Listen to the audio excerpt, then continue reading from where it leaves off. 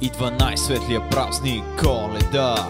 Баби си чупят тазовете по леда. Вали пухкав сняг, студ, всичко е сковал. Всяко умно детенце носи шапка и шал. Иначе има грип за дроба и туберкулоза. Отива в гроба след тази диагноза.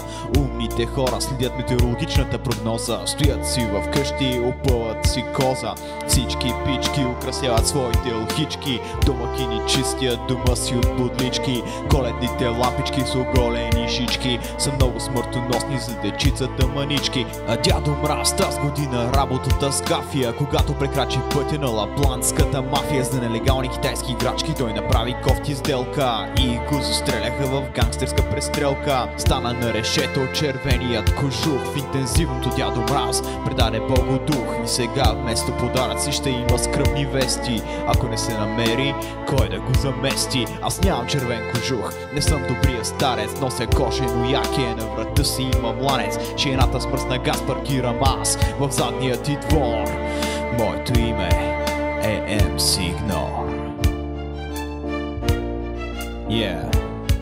Събрах джуджетата и казах, тук ще има промени. Докарай ми Харлито, мали ги тия елени. Рудолф заръчах да го направят на пържоли, а на Снежанка казах да се поразголи. Не, каза тя, това е сексуален тормоз. Аз казах тогава, дай спушим по един кос.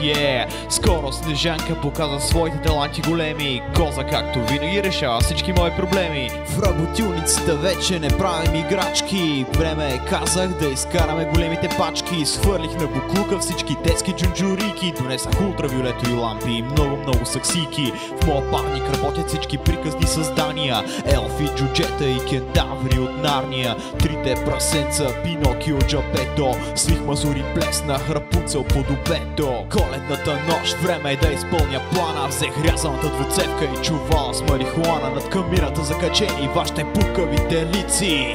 Аз ще напълня с наркотици. Всички пички по света ме посрещат списък. Който е бил добър, аз го имам в моя списък. И летящото ми Харли, комина ще му строши. Аз посещавам само момиченцата лоши.